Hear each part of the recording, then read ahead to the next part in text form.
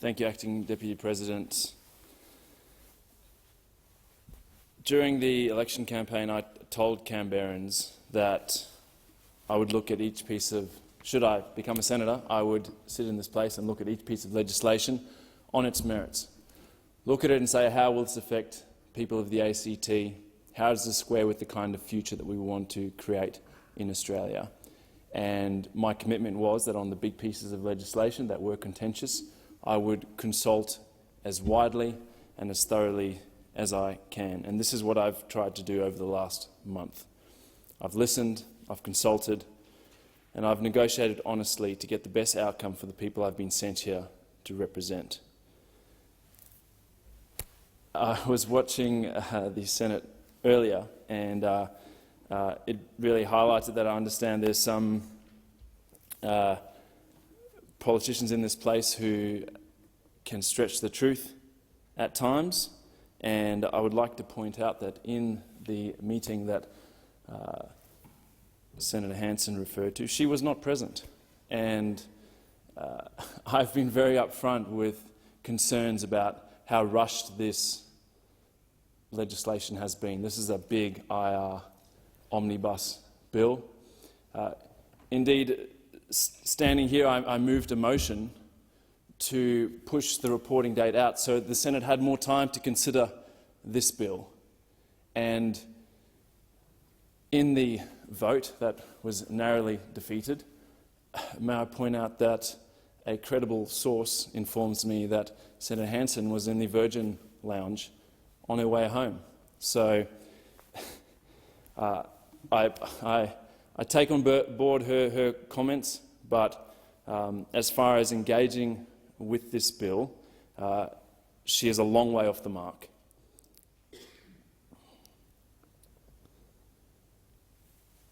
After that vote went down and it became clear that this was going to come on for a vote in the last week, I knuckled down and got to work and tried to get across this issue as best I could to be able to make a decision and vote on behalf of the people of the ACT, something that I take very seriously.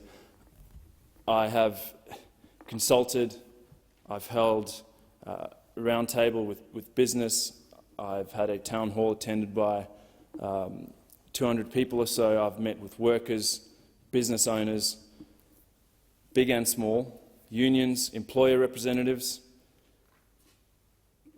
and I've tried to do the best with the time available to me, and I am now happy with where we have landed. I understand that with most of these debates around contentious issues, we hear extreme sides of the argument, and my sense is that we should probably be heading somewhere in the middle, looking for that middle ground. And it's absolutely correct that workers have waited too long for a pay rise. There are so many Australians doing it tough. Their wages have not kept pace with inflation, have not kept pace with the cost of living, and many of these workers are the same heroes in our community, people who have put their time and their lives on the line to get us through COVID. Those people deserve a pay rise. I appreciate too the anxieties of business, especially small business. My parents were small business owners. I've seen their efforts at times not result in much reward, and just how hard they have worked to keep that business going. Many of the things that happen are outside of small business owners' control, and at times there is a huge burden in terms of administration and red tape, and we all need to appreciate the huge contribution that they make to our nation. The long list of amendments that have been negotiated with government addressed most of these anxieties, certainly the most pressing. 97.5% of businesses in Australia will be excluded from the changes in this IR bill. For those that are excluded, I've secured a commitment from the Minister to review modern awards. And sitting on the committee, this was something that kept coming up, people wanting a review of the modern award.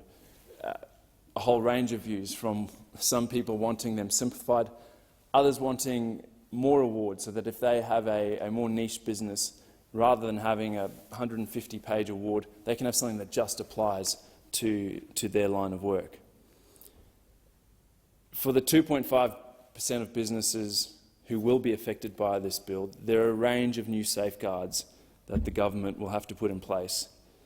There will be a longer grace period, so businesses have more time to negotiate a single enterprise agreement. There's, as pointed out earlier, a total carve-out of civil construction alongside residential and commercial.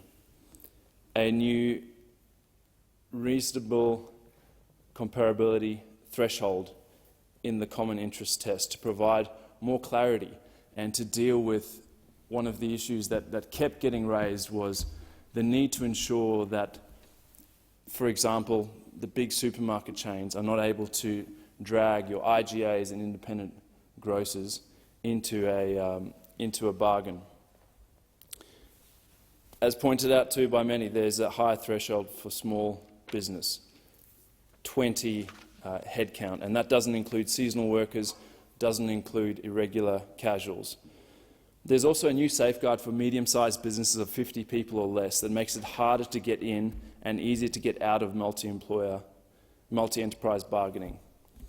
In this, there's a recognition that if you have a business under 50 employees, it's unlikely that you have a dedicated HR person or department and have less resources. The onus is now on the applicant, which in most cases will be a union, to provide why it is in the common interest for a smaller employer to bargain in a multi-enterprise stream, taking some of that onus off businesses under 50. There's the requirement for conciliations to take place before arbitration when you're dealing with working arrangements, unless there are exceptional circumstances. Another clause that's had some work today. There's also removal of the absolute right unions have to veto an agreement. This was another concern that was raised through the committee process and has been raised with me personally, where there are two or more unions involved and they withhold their vote. The Commission can now determine if they are unreasonably withholding agreement, and it can be put to a vote. There's also a statutory review no later than 2 years after the passage of this bill, so that we can see what's working and what isn't. And that will be ahead of the next election. The Australian people will be able to decide what they think of this based on that review and what people are seeing. I would really like to see a lot more reviewing and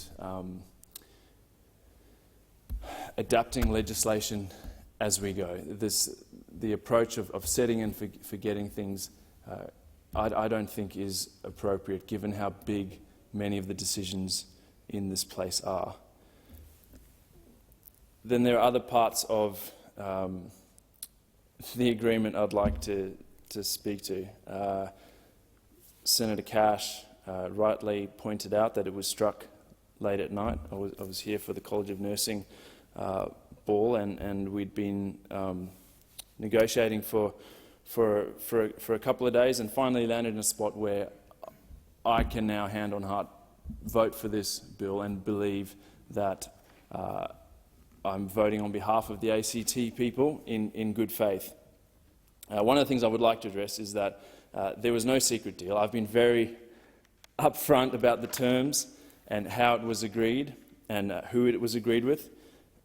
This morning I met with local ACT firefighters who will now find it much easier to access workers' compensation benefits for 8 additional cancers, including women's reproductive cancers. This is included in this bill and is incredibly important for people who put their lives on the line, not only through bushfire season, but every day in towns and cities across the country. We now go from having decent coverage for fireys to now having world-leading coverage when it comes to firefighters and presumptive legislation to do with cancers. The week after next, I'm meeting with subcontractors who will be better protected, who will stand a better chance of being paid on time every time, following a commitment from the PM to review and respond to the recommendations of the Murray Review. This is something that unions and businesses across the sector want dealt with. A review has been languishing on a desk somewhere since 2017 and hasn't been responded to. And then there's the commitment to a new legislated expert committee that will finally give the more than 3 million people living in poverty a shot at getting out of it. And I understand that there's a range of views in this place saying that the last thing we need is a committee. For me, this is about transparency and being able to see the expert advice, not only expert advice, advice that is produced by a committee that includes experts, people with lived experience, someone from the unions, someone from business, to look at social security payments, provide advice to government, and then we'll be able to see what is being done with that advice with this government and with future governments. Clearly, it's a great thing to get wages moving. We have to remember about the people who aren't in the job market, who are currently unemployed for whatever reason. And despite the rhetoric that you'll hear from various people in this place, we saw during COVID when the former government lifted the rate of job seeker. We saw people coming off job seeker. All of a sudden, people had more time, they had more money to think about getting into work. They weren't constantly scrambling just to put food on the table. They weren't under chronic stress. This is really about the kind of future that we want to create together, and I'm really pleased and proud to have put this into this agreement, and it will be acted on.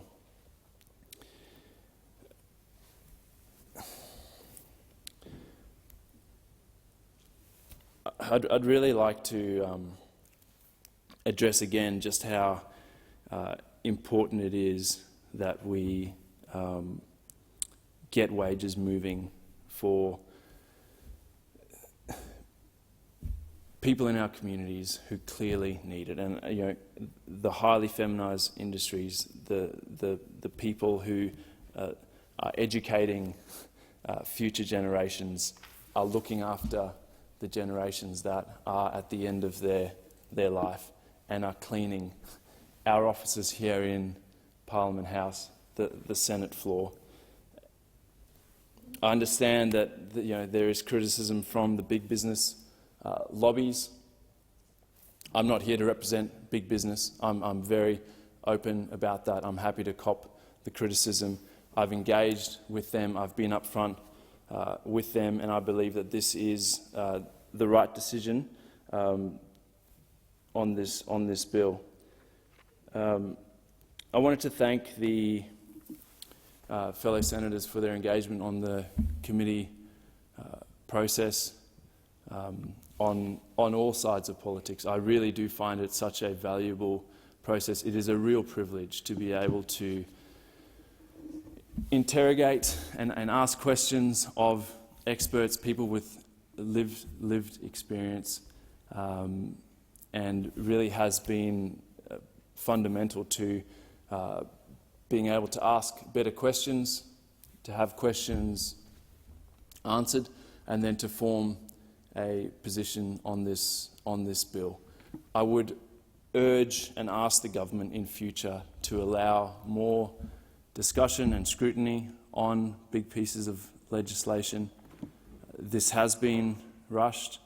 I think big changes do warrant more scrutiny, and I've made that clear throughout.